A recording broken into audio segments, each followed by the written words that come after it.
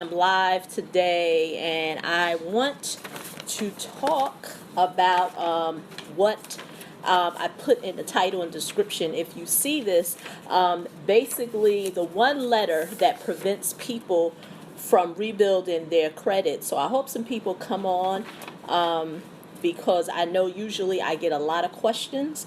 And so I think this would be able to help people understand that when you're, rebuilding your credit, there are roadblocks that you are going to face, and that's the whole name of the game, because it really is a game. It's a game that you have to know the rules to when you are dealing with credit bureaus. You have to know the rules of the game when you're dealing with debt collectors. Hey, how you doing, Tamika? Thanks for joining me. So you got to know the rules of the game. And one of the rules that stop people in their tracks, and Tamika, I see that you're on, so if you got any questions, feel free to put it in the comments section. One of the tactics that many credit bureaus will do and many consumers will face is what's called this letter.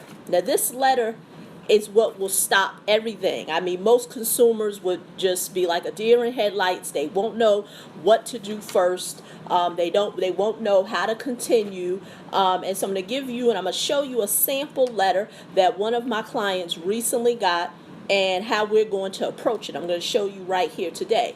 So if you see, of course, information has been blurred out. I'm doing two areas. I got YouTube and Facebook, so I'm going to make sure that both of you all see it. As you can see, it's a standard letter.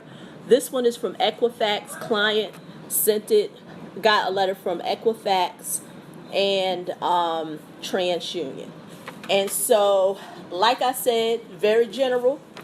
Dear consumer, we have received your request concerning your Equifax credit file. However, the identification information you provided does not match our records. In order to properly assist you, we will need additional information in order to verify your identification and current address.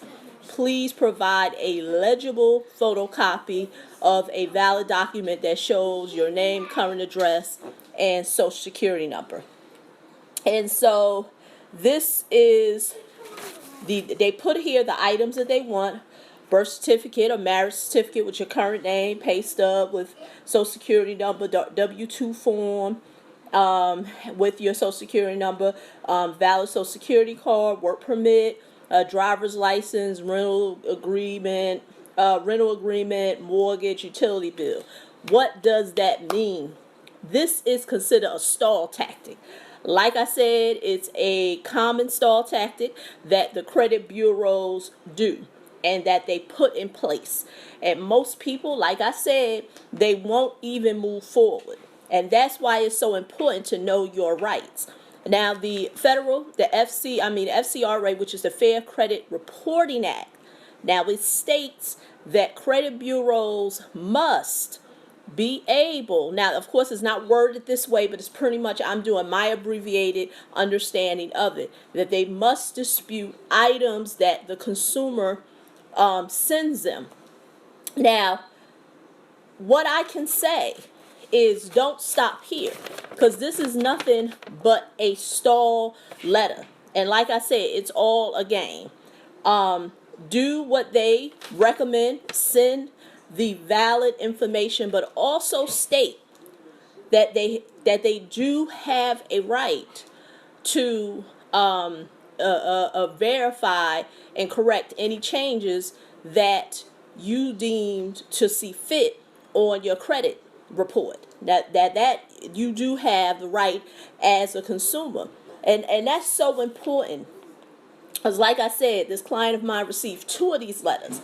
And so the average person who is doing this on their own with no type of understanding of the law, this is what they are going to face.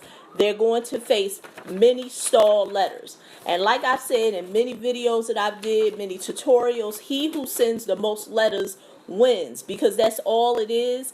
It's just a game. It is a game that you must know how to play, because if it was easy, everybody would have good credit. And unfortunately, That's not the case. Everybody is not going to have good credit because most people will not invest in education.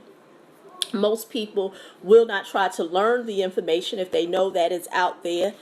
And they will listen and continue to listen to people who are pretty much where they're at. And so that leads me to the second portion of this, where I want to talk about education. The most common question email that I get on a regular basis is, Lorelia, how can I be able to rebuild my credit, get rid of debt collectors, whatever the case may be that has to do with your credit, but I want to do it for free. I don't want to pay nothing. I want everything for free. Like I said in many videos, free information is to awaken you. At a certain point, is to open your eyes, but then you are going to face a roadblock where you are going to want more, you're going to need more. Now, what do I mean? The reason why I cannot tell people how they can get it and do it for free, because I didn't do it that way. You see, like I said in many videos, and I'm going to share my story if I haven't already. Yes, I did write a best-selling book on Amazon teaching people how to deal with debt collectors. The problem with the reason why I never did it that way, that during the time that I started my journey in 99, I had a debt collector who levied my bank account at around 2000. It's so ironic. Started sending me legal notices in 1999. I ignored it, like most people do, thinking it would just go away. And then in 2000, they won a judgment, levied my bank account, and took the money out. At that point, a light bulb went off in me. Now, my credit was bad. It was bad before they, took the money. And then it was even worse. It was even worse once the judgment happened. And then on top of that, took my money. I say all that to say, like I said, a light bulb went off. And I said, I need to know, how is that even legal?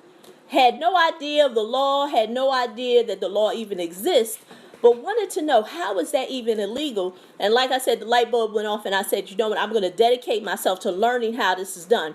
So when a person says they want it for free, I don't know how to get it for free, because see, with me, I bought education. I paid for books.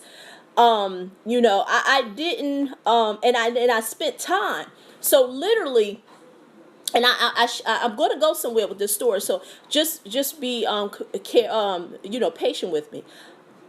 During that time, I was working a job, and I was spending my lunch hours reading books at the Barnes and Noble. What it say? Good, I didn't miss the. It don't tell me all of it. Okay, thank you. I'm glad that you're on. And feel free to ask me any questions, YouTube. I have Facebook going over here on the side, but YouTube asks me questions. But I just want to set the stage, because I want to address something that people are looking to do, what they're trying to do. I spent a lot of time reading books, spending time learning the information, because what people don't realize is that when a person says they don't want to pay, I really don't even take the person seriously. Because there is no way in your mouth that you can say, I don't want to pay. But get this. But before you got into that position, you paid for everything. You paid for possibly a house you couldn't afford, a car you couldn't afford. You had credit cards that you couldn't afford, and that's why they defaulted or what have you. Or whatever the case may be that has to do with you paying. So when a person says, I can't pay for education that could save my life financially, that can eliminate the shackles that are on me, that are preventing me to do whatever it is that I want to be able to do because my credit bad, but I paid for all the stuff that can get me in debt. And that's why I said, I can't help you, because one, I don't even take you serious. You don't even take yourself serious, because my thing is this. If a person took the time to say, let me read a book. Let me apply a strategy. Because see, what's happening is that this is how you can prevent information overload. Because I'm getting a lot of this. Is that many people, what people are doing is that they're taking in all this information. Like I said, free is good, but what you have to keep in mind is that there's 100 ways to skin a cat. 100 ways to skin a cat. So the way I skin a cat is going to be different than the way another person skins a cat. And I don't mean that literally skinning a cat. I just mean the process to be able to get you to where you want to be. Increase your credit score, get rid of debt collectors. So what happens is that people are looking at what I have to say. They're looking at what JoJo's saying. They're looking at what Linda's saying. I say all that to say, now you got a whole bunch of puzzle pieces and you don't even know how to put it together. And that's why I always tell people is that if you were on the track of I want it for free, I don't know how to help you because I didn't even do it for free. I bought books, but get this. When I bought a book, I only read that book and I only applied that strategy. I didn't buy 8 different books listening to 8 different ways to do it. Because all 8 people going to have a different strategy. And this is not to knock what one person says or the other. But for me, I would want, and if I was in a situation, I would possibly want somebody's situation to mirror mine. That's why I always say the standpoint that I talk about credit is much different than many other credit professionals. I talk about the standpoint of debt collector because most people just want to kill the noise. How can I get this debt collector off my back? They're calling my house. They're calling, my neighbors. They're calling my job. I don't even know I don't even know that what they're doing is illegal. I don't know that. See, I speak to that person because the reason why I was a financial F-up.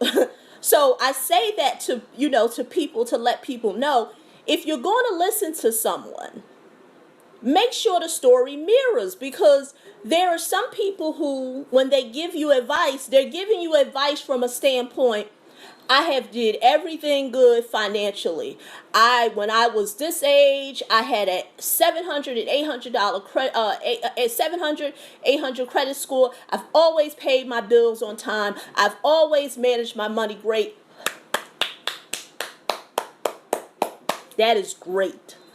But if I'm sitting in that seat, that don't speak to me. Because like I told you, I was a financial F-up. It didn't have to be because I didn't come from no destitute, upbringing, whereas, picking bugs out of cereals and, whatever the case may be. I just didn't listen because I came from a household where I was told the right money management things. Some things I didn't learn.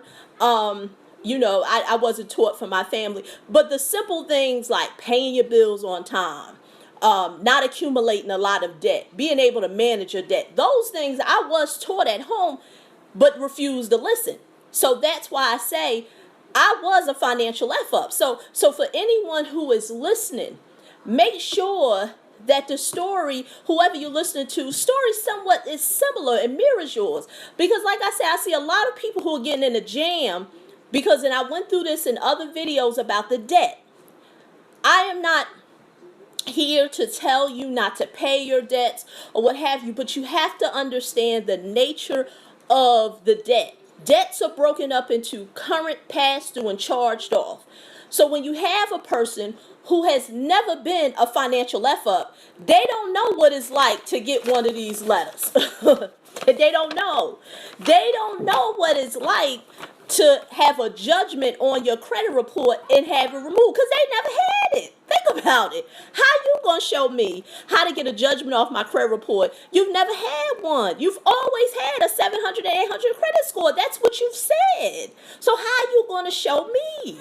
Because it's no way you're going to tell me. It's because if you're telling me based on theory. And to be honest with you, most of the theory out there says that you have to live with it for 10 years. So now you pretty much going to tell me I'm stuck with having bad credit for 10 years. Now, this does not eliminate the responsibility of you having to pay the judgment. And I've explained that in other videos. Just because you've paid, you've gotten it removed off of your credit report doesn't eliminate the responsibility of you paying it. What does that mean? That it is possible that the bill collector or the debt collector that won the judgment will come after you. Especially if you have any assets, if you have if you own a home, even if you're paying on a mortgage, they can still put a lien against that home. If you have a car that's free and clear, now they won't put a lien on it if there's a lien holder, meaning the finance company or the people that you're paying for, paying a car to, but they will put a lien against a free and clear car. They will put a lien against your bank account like they did with mine. You got the money in the bank, it's a good chance they're going to take it out. But this is what I tell people. Imagine you having a judgment or something on your credit report, and you just want to move on with life. And that's what I teach people. Rebuild your credit, raise your credit score so you don't have to live economically in destitute because your credit is bad. It's sad that I listen to people who say, I got a judgment, I got this, bankruptcy, whether it's discharged or not, and they can't move on. They can't go on with life. and I can understand that if you don't have access to the right information. And by no means, another thing that people don't want to do, and that's why people get really caught up. I did a video on the whole, credit privacy numbers. I'm totally against it. That's why people want the quick fix. That's why they want the quick fix. That's why I said when a person comes to me and say, I don't want to pay for nothing, I want it all for free, I already know that I'm not even talking to that person, because 9 times out of 10, that's going to be the same one who's going to get caught up into getting a credit privacy number. They're going to be caught up into people telling them, oh, you can get a second social security number. All that stuff, I'm telling you, ladies and gentlemen, is fraud. And if you don't spend the time to understand how this game is played, you are all